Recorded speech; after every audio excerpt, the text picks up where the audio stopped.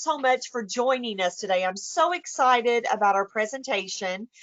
Without further ado, we're going to get started. I'm going to go through a few slides with you before I turn it over to Rebecca. But I want to tell you all a little bit about Kentucky Spin, and then I'll do a little bit of housekeeping before Rebecca gets started. We are Kentucky Spin Special Parent Involvement Network. We are the Parent Training and Information Center for the state of Kentucky. There's one in every state. Some states have a few more than just one, but we are funded by the U.S. Department of Education. We have been the Parent Training and Information Center since 1988, when Kentucky first received the PTI grant. So we work with families who have children or youth with all types of disabilities, birth through age 26. But we also work with parents, families, and professionals to provide that much needed special education information. Just a little bit about us. We do not act as attorneys, but we do like to say we empower families to effectively advocate for their children, which I believe that is so very important. I'm a parent of a young adult who's 23 with an intellectual disability. So this has been my life, and it's been wonderful for me. I found Spin early on in Clayton's special education career in school, and it was so wonderful because Spin empowered me to be a better advocate for him, and now I work for them, so that's pretty amazing. We provide peer support, and we help families access needed information and resources, just like we're doing today. We are providing this webinar for families. We will have it available for sharing later. We are recording this, so we'll be able to share this out later. But the main thing that I like to say I do, and all of our consultants do, is we lend a listening ear. I wanted to share this quote with you, especially during this pandemic that our state and nation is going through right now. It's from our executive director, Rhonda Logston. She says, the key to success for all our children during this unprecedented time is to work in partnership as we all go down this uncharted territory together. And that's exactly what we're doing. We are wanting to provide information to families and get those valuable resources out there to families the best that we can. During this time with Rebecca, you do have handouts that you can download, but you can also, I am also going to be emailing everyone who is on this webinar today. I will email you all of the handouts, and then we will also send you the link of the recording when it is available for replay, and that'll be in about a week. But I wanted to let you know that there are handouts available. There's also a question box. I will break during the presentation. If anyone has a specific question for Rebecca, you can type that in the question box, and I'll be watching those questions as we go along. But I'm excited about our speaker, Rebecca Evans. She is a school psychologist for Pulaski County Schools. She's in her 5th year working with Pulaski County, and she's a school psychologist. So she knows her stuff, and that's why we felt she was perfect for this presentation today. She obtained her specialist in psychology degree through the Eastern Kentucky University in 2016, and she has spent the last year working as the district's positive behavior intervention and supports and response to intervention. Those are more acronyms that we have in the special ed world, but she is the coordinator for that. Her special interests include autism, trauma-informed practices, behavior assessment, and intellectual assessment. So we are so very excited to have Rebecca with us today. And Rebecca, as you go along, I will try to change the slides as I see, but if I'm not quick enough, just let me know. But I will be muted, and I'm going to let Rebecca have the floor now. Thank you so much, Rebecca, for being with us. Sure, I really appreciate the opportunity to join you all today. A lot of the information that we're going to review comes directly from the Midwest PBIS network, and so you can access a lot of this information on their website as well. It's a phenomenal website. They cover not only Tier 3 aspects like we're going to talk about today, but they also have Tier 1 and Tier 2 level supports as well. And the great thing about it is a lot of their information, like we're looking at today, is free to use. They actually support the idea of being able to use a lot of their pre-made PowerPoints like this. So it's been really great to be able to access that information and to work with them as well. And I want to say, if you ever have the opportunity to train under them, it's a great opportunity. There's some great people here listed that took part in putting all this information together. So we can go ahead and get started looking at this. One of the great things to think about here when we look at who all is involved when we're thinking about FBAs and BIPs is trying to think who you want your team to include. And it's important to have a team approach to this in order to include expertise, buy-in, and also accountability of all that's involved. So some ideas of people you may want to include are your psychologists, your social workers, people in student services, your counselors, especially administration. You want to make sure that you have buy-in from them. And then also your teachers that are working directly with the students, and then also those teacher assistants as well. So looking at some of the objectives that we're going to look at today, we're going to look at identifying the essential systems that need to be in place in order to work through the process of FBAs and BIPs. In PBIS, it's always important to look at systems as that framework that you're following for the supports and the practices that you put into place for students. We'll also look at when an FBA is necessary, the steps for conducting one, and also the data that needs to be included with that. Looking at some of the critical components of behavior plans, and we'll actually look at what's called a competing behavior pathway that will lead to a behavior plan. And I believe it is one of your additional handouts here too. But we'll look at it step by step, as well as looking at evaluation plans to make sure the plan is effective. The next slide here is just a little picture, kind of a comic to look at, thinking about where all the students are, and then you have the one student saying they were all expelled. We'll look at this here in a little bit, thinking about making sure that we're not reinforcing certain functions inadvertently, especially thinking about that escape function. A lot of times students will be reinforced that way, even if it's not that we're meaning to. So this is just a good little comic to look at here. Considering the research behind functional behavior assessments and also BIPs, we start to see that students, by the time we can start considering these, are already at a high risk of placement change. So they may be looking at even special education services for a student that may benefit solely from an FBA being completed. More youth need FBA sooner, and we'll look at this through the tiered level process here in just a second. Also making sure that we don't just file away these documents as they're completed, and we want to make sure that we're continually looking at those and trying to support the student. And then also making sure that we put into place those appropriate behaviors that we want to see, not just rewarding them based on what we're looking at, but looking at replacement behaviors as well to be able to be more reactive instead of, being more proactive instead of reactive.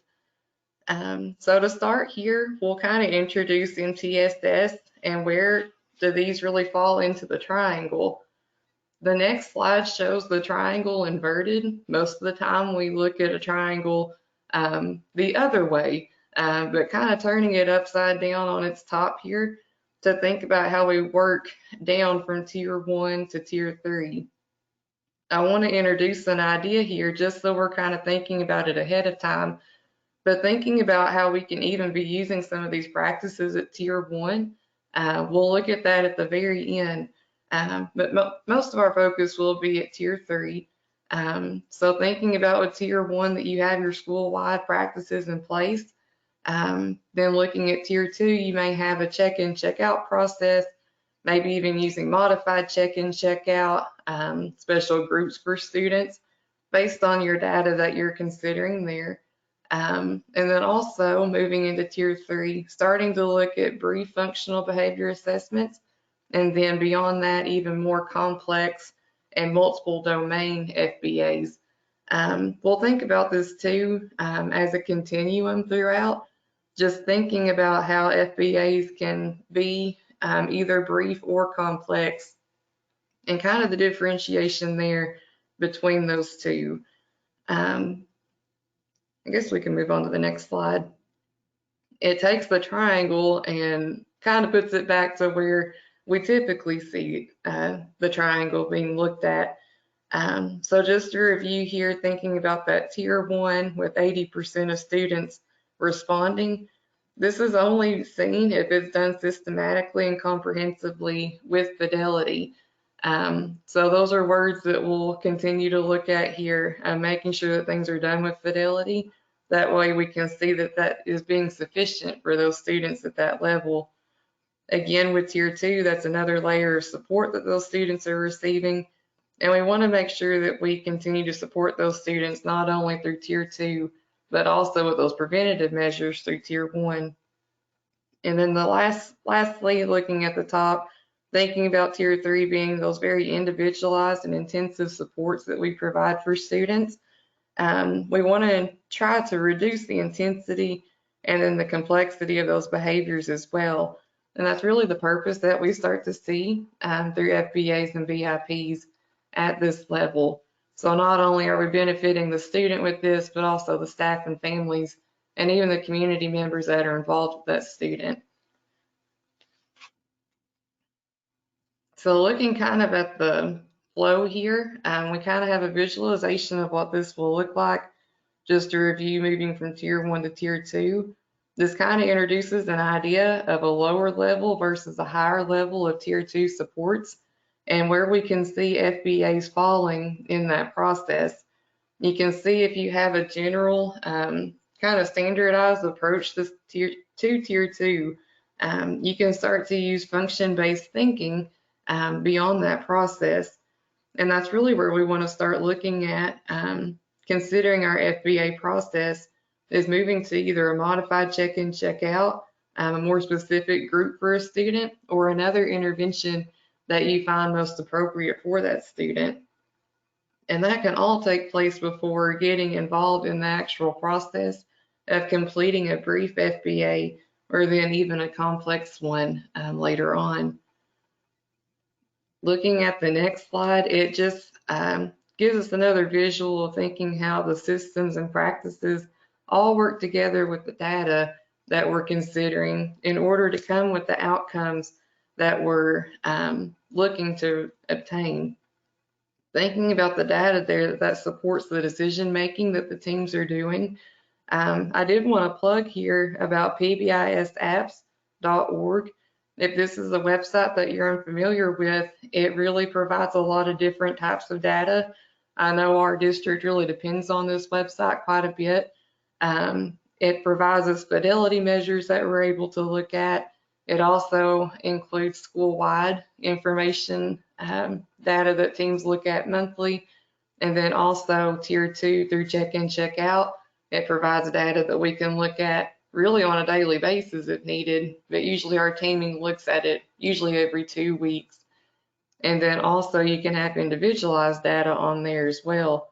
So again, that's pbisapps.org if that's an or a website that you'd be interested in looking at. It's a great way to consider data at this level. Yes. Rebecca, I want to make sure that I'm able to keep up with you on the slide. So if I'm not where you need me to be, just let me know. We do have a question, so let me break for just a minute and ask you this question. She says, I am a doctoral psychology student, and she's in that program right now. What can I do as a clinician to be more supportive of students and families during the process? So I'm thinking with that question, trying to work with the schools in the best way that you can, trying to figure out what level of supports they may already be providing the students that you're working with. It's been really helpful for us to be able to invite members outside of our regular school teams into our meetings that we have with parents. So we'll have, and we'll talk about this here in a second, what's called like small team meetings, or we'll even call them RTI or PBIS meetings that we have for individual students. And so that's when we start to bring in our families, we start to bring in people that are also associated with that student, whether it's through a counseling agency or something like that.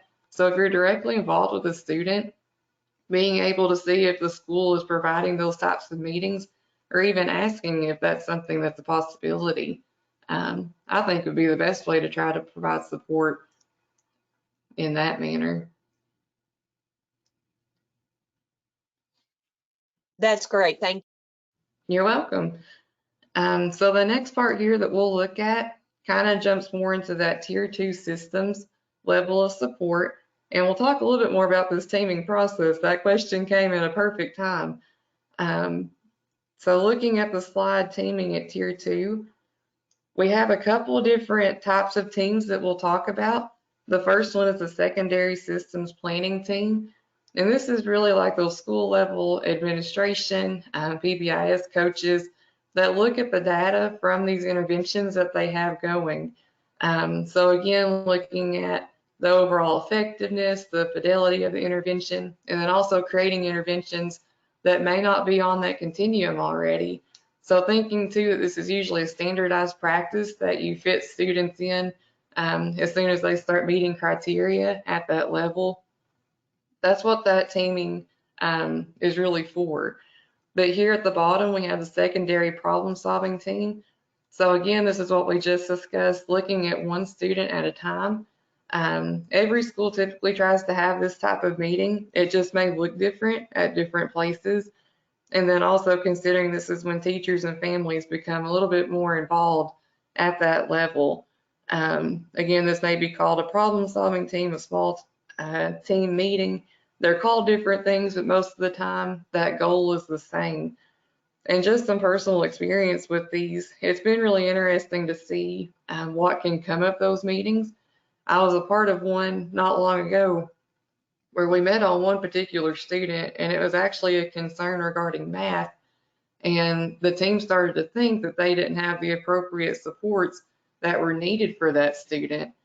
So kind of jumping back up there, looking at the interventions that are missing from the continuum, just meeting on that one student actually ended up in the result of an entire group being created based on that student's need. So not only when these problem solving teams meet, do you help support the one student that you're talking about, but you can also create more opportunities for other students through those measures. So it's really promising to see when teams work together what you can accomplish. Again, you'll see that there's 4 columns here for a 3-tiered level system of support. So what we have here in the middle are the 2 different teams that we just talked about for tier 2.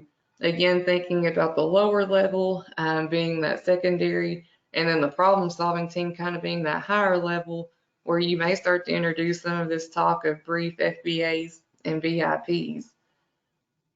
The next slide just has some questions for you to consider. These may be helpful to look at, especially after the PowerPoint, after we get done.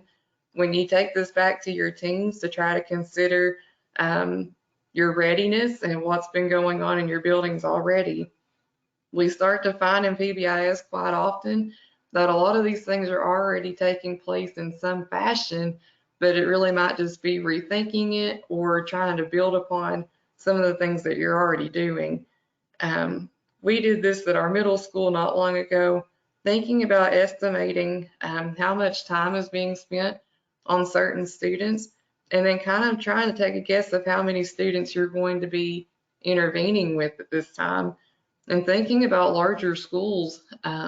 So thinking of a middle school of 900 to 1,000 students, that's a lot of students when you start looking at tier 2 and tier 3.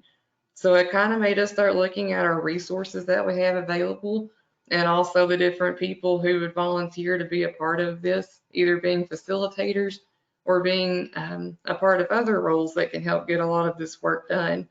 So it's a good time to start getting creative and seeing what all you have available in your buildings.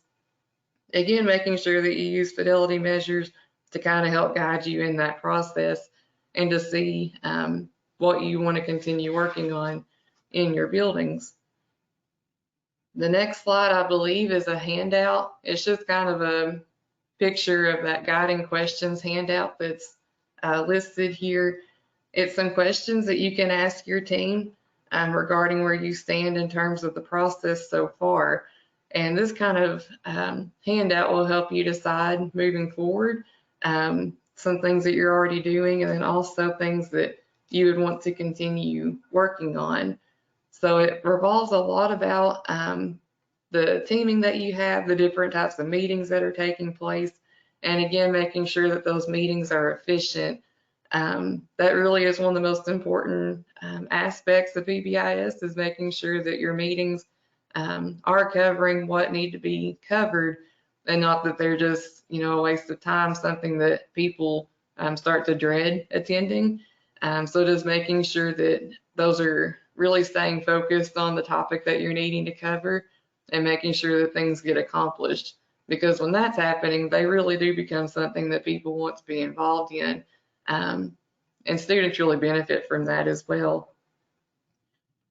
The next Rebecca, one, how does a parent request a functional behavior assessment? Is that something that a parent can do if they see that there are, behaviors that, they feel like their child is having at school? How does a parent get involved on that end of it? right, that's a great question. Thinking about how to ask that and to be knowledgeable, going forward, of how you can ask that question, I would think reaching out to your admin and also counselors, just to kind of see what already is going on. And it may be a case that they even suggest that they try something else first before jumping directly to an FBA, or even a BIP. Especially thinking if a student hasn't been involved yet in any of the lower level tier 2 processes. They may be able to share information regarding that. But thinking too that an FBA can be requested for a student either in RTI, so that response to intervention process, or even a student that is already in special education. We see too that sometimes parents will request that as well at that level. And can a child have a behavior plan? Not necessarily maybe, as formal, but can a child just have a behavior plan that's included in their IEP? Yes, exactly. We see that quite a bit, where a lot of information, thinking about just looking at previous records and behavior data that's already there, teachers can make behavior plans without having the formal FBA completed. When they do start looking at completing a formal FBA, that is something that requires permission from the parent, because that's going to involve a lot of individualized interview and observation for that student. So you can have a behavior plan without an FBA, but parents should always know when an FBA is being completed, because that is something that requires permission, and then also usually involves their involvement as well, their input regarding their child. And we'll talk about here. Wonderful. Thank you so much for clarifying that. You're welcome. And we'll look here in a second too. It's kind of interesting to think that you may have an FBA done and then also needing that BIP. It's kind of not a waste, but thinking about doing an FBA without doing a BIP, we'll kind of look at that. But you certainly can have a BIP without necessarily having to have the FBA. This next part here, we'll look at why one will be completed, and then also who all is involved when you start looking at getting one done. So looking at first, why do we conduct FBAs? It kind of increases looking at positive behaviors also, instead of just looking at the behaviors that you want to intervene with. We'll look here in a second when we look at the competing behavior pathway. The first thing you start with are strengths. And that's one of my favorite things about that document, is whoever you're interviewing, either it's the teacher, the parent, or even the student themselves, you first consider what the strengths are to try to be able to build off of those. We also look at the effectiveness of the settings that the student are in to make sure that, is that setting the most appropriate for the student at the time. We'll look at the required laws regarding IEPs and how those fit in. And then also this last part here, looking at behavior plans and making sure that they are tied to the function of that behavior. And this is where that really fits in there, thinking about that you really never need to do an FBA without expecting to do a BIP to follow up. So the next slide here looks at who needs to be involved when you're completing an FBA. So first we'll look at how a student is referred. Again, they typically start in that lower level of Tier 2 and then move up to the higher level based on the progress that you're looking at for that student. So again, some of the data that may be considered is check in, check out data, office discipline referrals, and then also if requests are made for assistance. And this can either come through admin or teachers or parents like we've discussed as well. We do have the exception that at times the student doesn't necessarily move through the tiered level process. If we see that there's an urgent need, at times a student may move in and we see that we don't need to spend that extra time of trying to work their way through to get to that level because we see that they're already there and we see that they need that level of support. But I do want to say here, this is a good time to think about with your teams, possibly creating decision-making rubrics to make that process a little bit smoother for you all when you're looking at the criteria of what's necessary to be able to move through that process. Having that rubric can help you see and help you reference while you're streamlining that decision-making process. So kind of just outlining that at Tier 2 and Tier 3, what's really necessary criteria for that. An example may be if you're looking at office discipline referrals, if you have a student that has 3 or more major office referrals, or maybe even 6 or more minor referrals, is that when you go ahead and start thinking, hey, we should probably intervene here in some fashion. So having those things done ahead of time can really save you some time later in the future, especially if you have a large volume of students that you're working with. So looking here at the process just kind of helps us to see how do we move from the very beginning, trying to decide that we need an FBA, to having the very end result here of adapting the BIP. So again, the first thing we're going to do is looking at defining the problem behavior, conducting the assessment as step 2. So again, this is thinking we've gotten permission after we've decided, yes, we need an FBA. We ask the staff and student and families who are all involved why they think the behavior is occurring, because thinking about that function is really that why question. And we look at different things here, considering where, when, and also how the behavior is being seen. The third step here, and we design the individualized behavior plan for that student. And this is really when you start wanting to collaborate as a team. So you may have one person that's really involved there heavily at Tier 2 looking at this type of assessment. But once we start getting into step 3 of developing the plan, you want to make sure that you have various people involved to make sure that it actually is adequate for that student. The fourth part is ensuring fidelity of implementation. So having some plans kind of put in place ahead of time of how you're going to make sure that that plan's being carried out as it says it's going to be. And then also monitoring that plan impact. A lot of time I will suggest here at this point that you go ahead and set a time that you're going to meet back as a team to be able to look at the data based on the plan. So ideally you'll have behavior data that was taking place prior to the plan. Then you'll have a period of time that you have once the plan is implemented. So again, you'll want your team to meet back after you've given some time. I usually say about 6 weeks to be able to meet back and decide, is the plan working or not? Sometimes, and I will say this does happen, you have a plan that just completely does not work, and you can usually tell that pretty early on. And if that's the case, you may want to meet back earlier than 6 weeks, maybe even 2 or 3, if you can tell that it's really just not working for that student. And that's when you can start to adapt the ways you need to. So again, looking at this workflow, you have the referral that either comes through from the parent, teacher, admin, based on data. You determine who your facilitator is going to be for that FBA. A lot of the times you'll see this as your social worker, your counselor, or psychologist. Typically it's somebody that is more familiar with looking at behavior and trying to figure out the function of that. The third part here, that facilitator generates the FBA, so really puts on the paper how they're seeing the behavior take place, when and where, and then also looking at the antecedents and consequences of that behavior.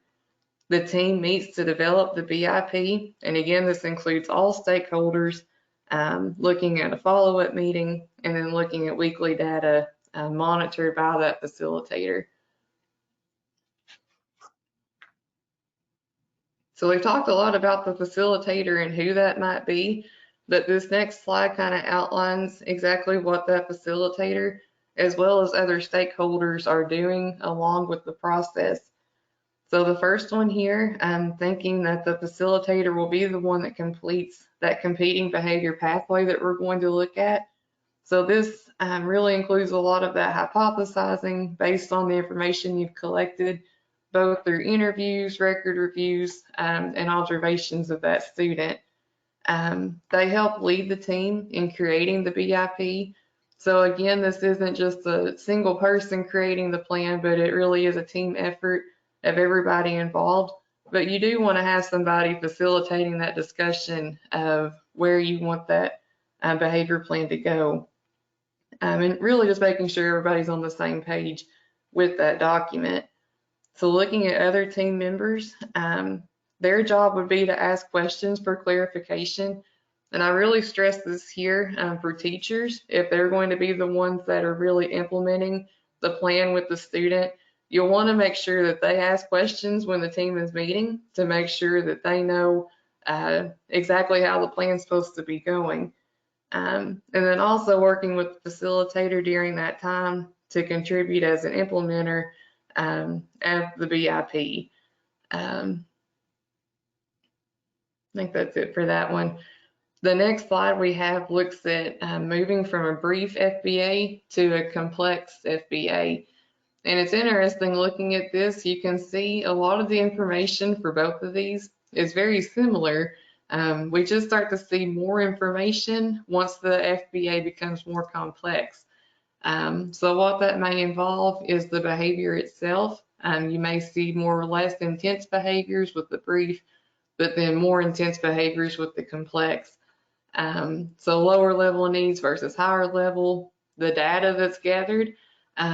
Usually for brief FBAs, I may talk with, a teacher that's involved, and then sometimes talking with admin to see what their point of view is with the student. But if I'm starting to work more towards a complex FBA, I'll start to try to involve parents and also the student themselves at that level.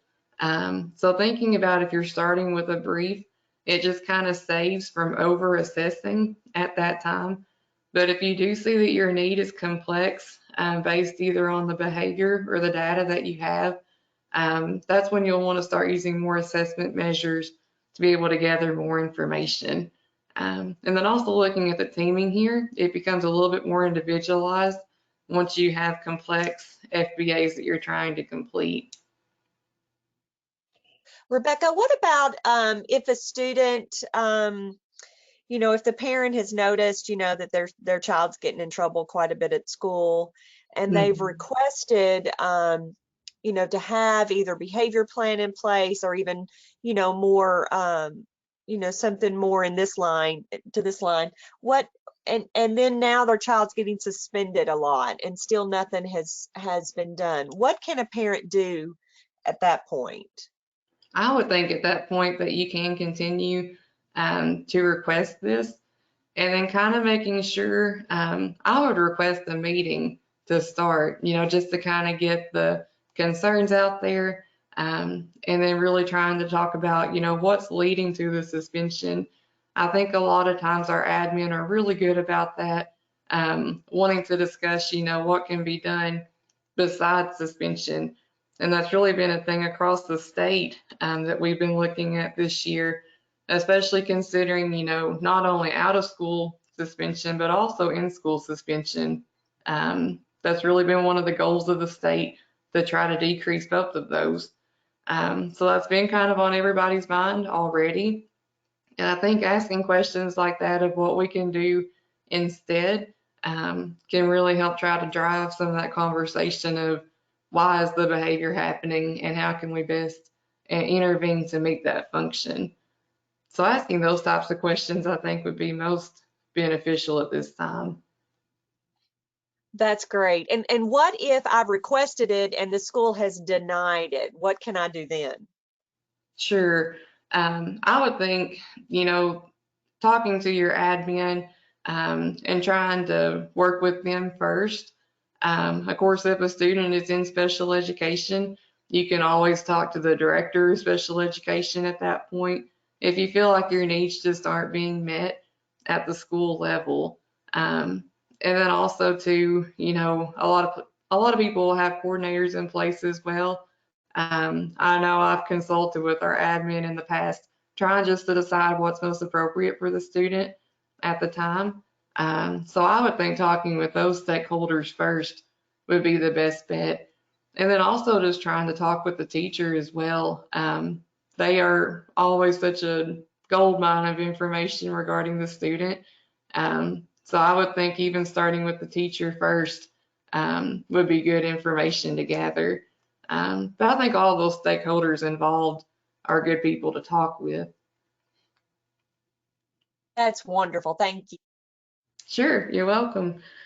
So this last part here before we start looking at the pathway is just kind of to wrap up this continuum, thinking about what the bottom line is that we're trying to achieve with both simple and complex FBAs. So understanding the need for a formal FBA, knowing when that needs to take place, and then also looking at the ABCs. We'll look at that here when we look at the pathway, but just making sure that we consider that across all three tiers, not just at tier 3. And the last part here, looking at the function-based problem solving as a continuum as well. So considering both of those types of teams that are involved and making sure that their conversations revolve around the ABCs of behavior. So the next part here is looking at that competing behavior pathway. So looking at what it is, how to use it, and when to start using it as well. So just kind of thinking about the boxes that we're going to look at, just kind of having this in your mind while we look at it is trying to figure out which ones you think will be most challenging, and trying to think, is this something that I could explain to a family member, a friend that may not, even be involved with behavioral pathways. So making sure that you understand it well enough that you can explain it. I have caught myself with that plenty of times thinking I understood one of the boxes, but then getting in a team meeting trying to explain it, it may seem simple enough, but just making sure that you know how you can explain this in a way that everybody understands what it is. One of the things here that I'll go ahead and say have always been kind of a hang up for me is differentiating number 6, the desired behavior, versus number 9, the replacement alternative behavior. So we'll look at those more in particular once we get to them, but I'll say ahead of time and kind of confess that those were always a little confusing for me. So if there's other ones on here too that just seem kind of confusing, make sure you ask the question, but we'll look at them all pretty in depth here, considering the time that we have left. So the first one here, the first box, you can see we talked about that you always want to consider student strengths, and then also looking at the problem behaviors and then antecedents next. I think as you continue with this slide, it just brings all of these up as blank boxes. But the next slide looks at the competing behavior pathway to that level of a behavior intervention plan. So you may have the specific strategies listed there at the bottom, but we're going to see how each of those fit into each of the boxes that we're going to look at for the pathway. So again, looking here at the next thing, we've already identified the student strengths as the first thing that we're going to look at. And then the second thing, looking at problem behaviors. So when we look at defining problem behaviors, we want to make sure that those behaviors are observable. Some things here to make sure that we know what that means is that an observable behavior can be seen by anybody involved. And then we also want to make sure that it's measurable. So it's a behavior that we can either count or keep time of. So thinking about if a person were to get a hold of the behavior plan and they didn't know anything else about the student, they could simply look at that box and know exactly which behavior we're considering and the one that we're trying to intervene with. We have some examples here of what may be considered observable and measurable behaviors. We have some non-examples and then also some examples here on the other side. So I find this a lot when I'm interviewing teachers for the first time. So we've already decided that we need an FBA, and my first step then is to interview the person that's involved with the student. So it's very easy to say that, the problem behavior is students being disruptive or they're being off task. But some more specific examples here that I'm going to try to drill down when we're talking is to see exactly how the student's being disruptive. So are they talking when the teacher is talking? If they say that they're off task, does that mean that they're drawing a picture during group work? You can see that the examples really just try to drill down on what that non-example would be. So you find this a lot when you start trying to interview, and it's really just how anybody would respond, is trying to say what that behavior looks like.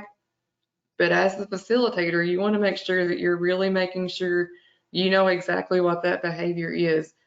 And this comes most importantly after you've done the interview, considering that the observation is the next step.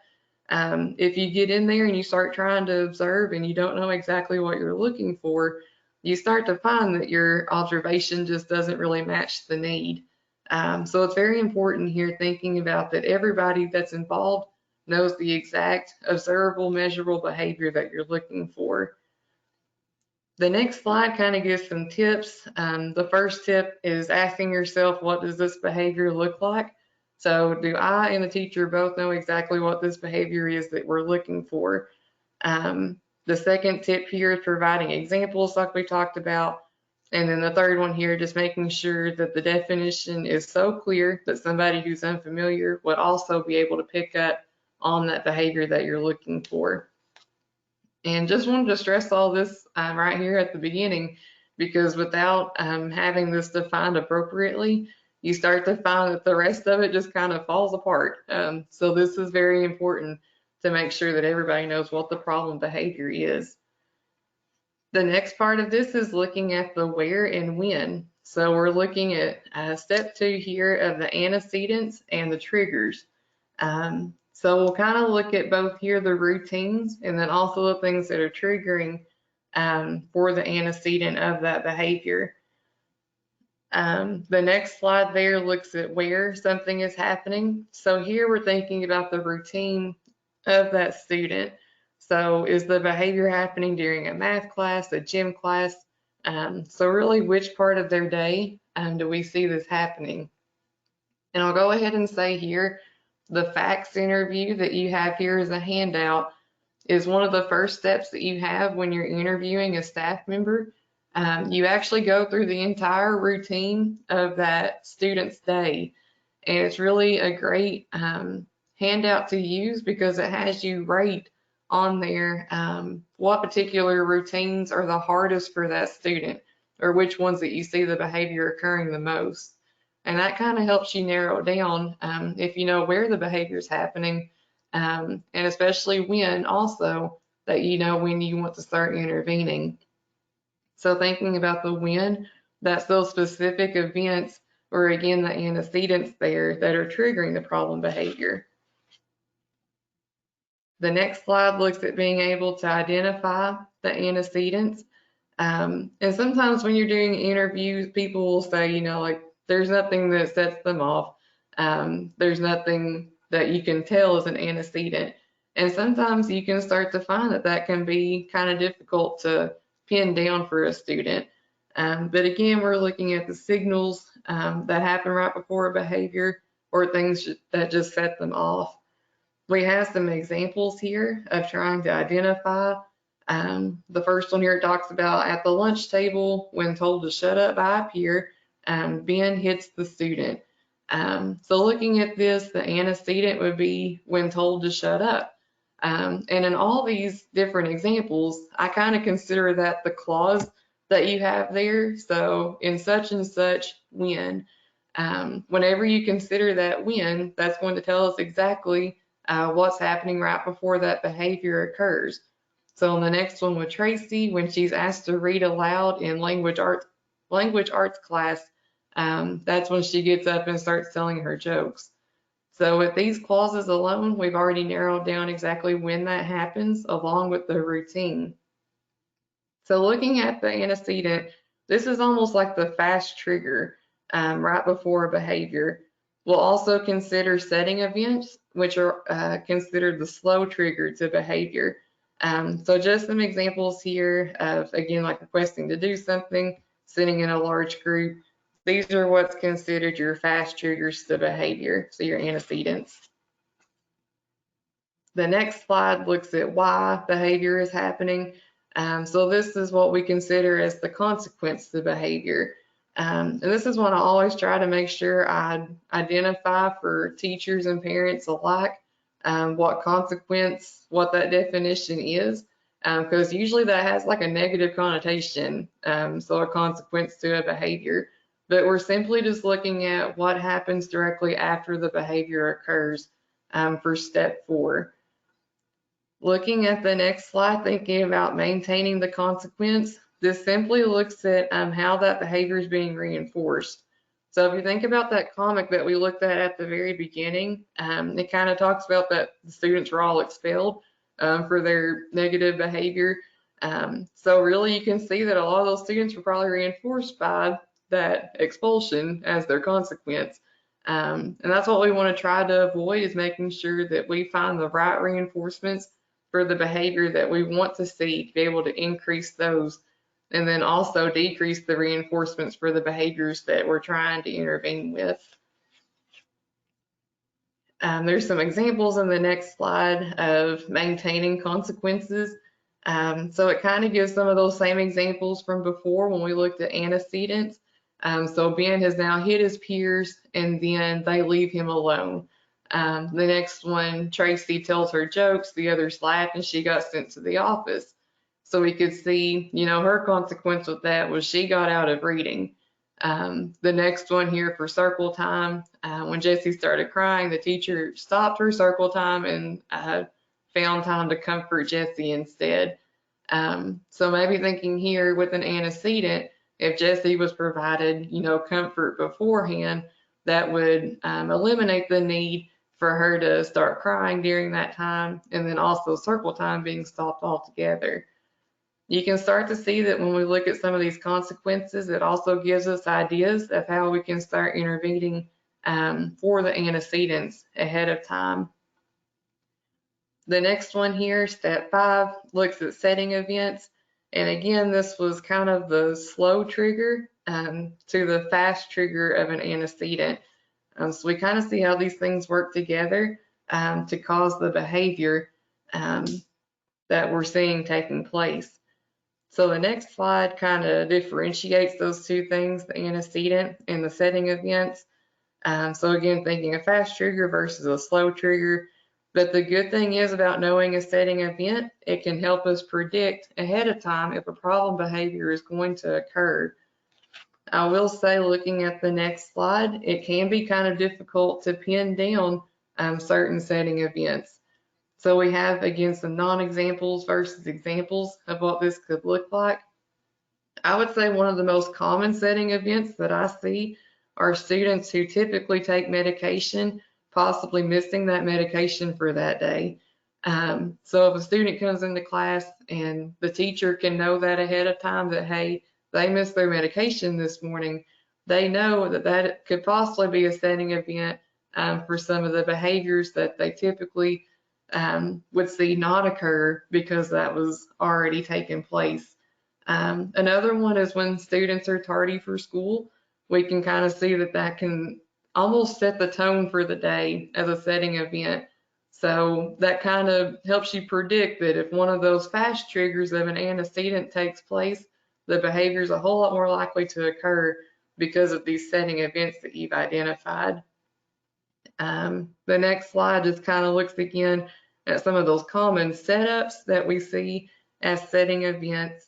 And again, thinking about that facts interview handout that you have on the back when you're interviewing staff, it asks about a lot of these things that we have listed here. Because again, it can be kind of difficult to come up with always knowing what setting events may have taken place, especially if those events are taking place at home. So it may be kind of hard for teachers to know exactly what all's happening unless they have that communication with either the student or the parent. So I really want to say here that it is helpful to communicate these things back and forth. Same thing, you know, when the student's going home, the teacher can communicate those same things to the parent that maybe school didn't go the best that day or something like that, that they can kind of know what to expect when their child comes home that evening. The next part that we look at starts with that desired behavior, step 6.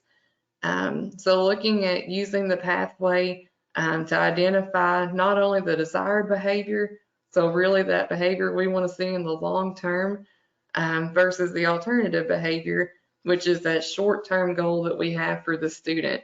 Again, the desired behavior is looking for that consequence that we would typically want to see.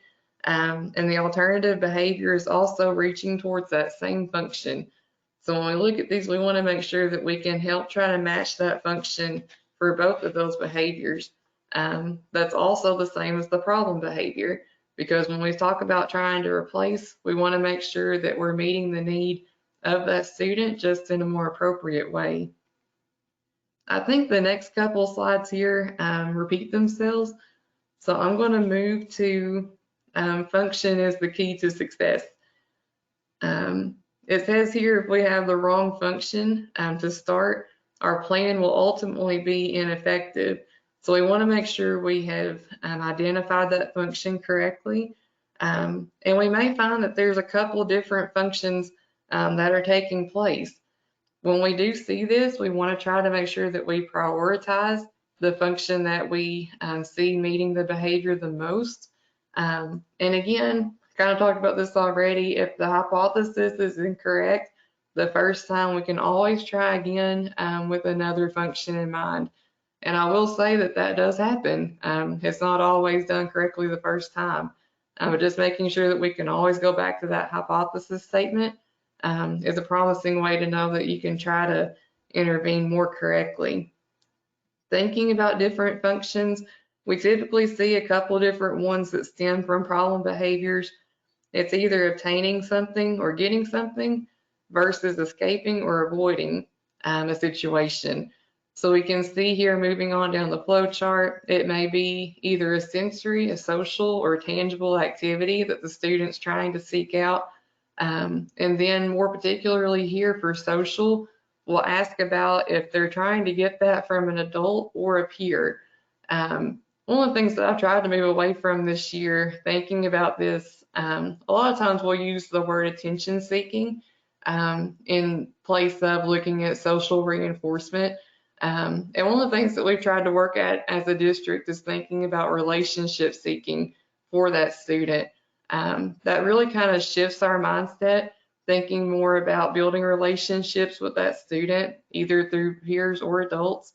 And I can say that's really been a positive mind shift for us, and to be able to think about students just building relationships with them if that's something that we find that they're missing in their everyday life. So I'll skip on ahead to this replacement or alternative behaviors. Again, you're looking for that same function, and the replacement behavior is not necessarily the desired behavior. So that replacement, again, is a short-term goal that you have for that student. It has to be something that is easy for that student to do, and possibly even something the student is already doing.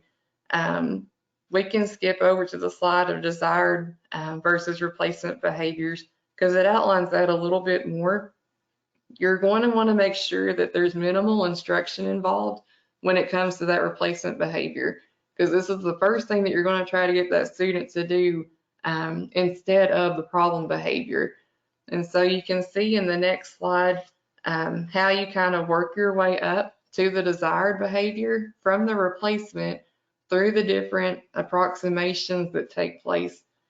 So this is something you'll want to work through with your team of trying to decide which approximation is most appropriate given the behavior for that student. You want to be able to look at the student's ability level at this time, because if we try to approximate too quickly based on their ability, it can become very frustrating. And you can see that they might shut down and not want to try to work towards that desired behavior goal that they have set. The next slide here just talks about identifying appropriate alternative behaviors. So again, making sure that the task is an easy one that they can access quickly at that time. And the last thing here is just making it real, making sure that the behavior plan is relatable for that student, and making sure that it's something that everybody finds as being necessary, that they want to work with that student on. I think that kind of covers that part there. The last part of our PowerPoint, I'm trying to watch the time here, just kind of challenges us to look at how we can use a lot of these practices, not only at Tier 3, but also moving up the triangle to Tier 2 and even Tier 1. So trying to help staff and teachers to be able to think about how they can use some of these practices as school-wide practices for their classroom. And the last part of the presentation just looks at the different data sources. I tried to include the majority of those as the handouts that we have along with the PowerPoint here. So the first thing that you'd start with is the facts interview with your staff member, usually the teacher. And then also there's a brief FBA family directed interview if you're including family members along with that. And then also the competing behavior pathway, which is the document we just looked at that can help you create the behavior intervention plan. But again, these are just some of the resources that are provided. There's several more on the Midwest TBIS Network website, and I would highly encourage that you take a look at that to see which resources you think are most beneficial to you at this time. But Stella, I think I can wrap up there if that works for you all.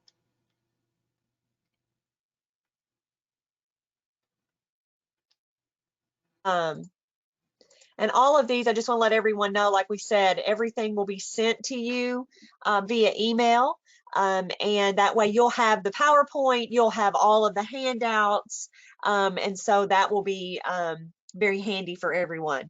And also when we end the webinar today, we would actually ask you to complete our evaluation at the end. It really helps us plan for more. Also, please visit our website, which is www.kyspin.com. We have a wonderful page now on COVID-19 with all kinds of resources for families. We are doing weekly webinar updates.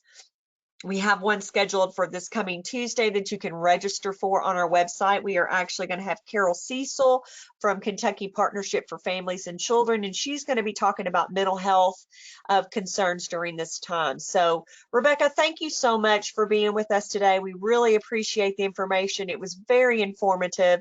If you know someone who wasn't on today that would maybe like to hear this, we are repeating it tonight at 6:30, so you can still register on our website for that, and then we will also have a recording of this one available within a week or so. But thank you so much, Rebecca, for being with us. I don't see any more questions right now. I'm going to check really quick and make sure we don't have any more that we didn't already cover, which I think we've covered them all. So I think that's it. So if everyone could please complete our evaluation at the end, and thanks again, Rebecca, for joining us.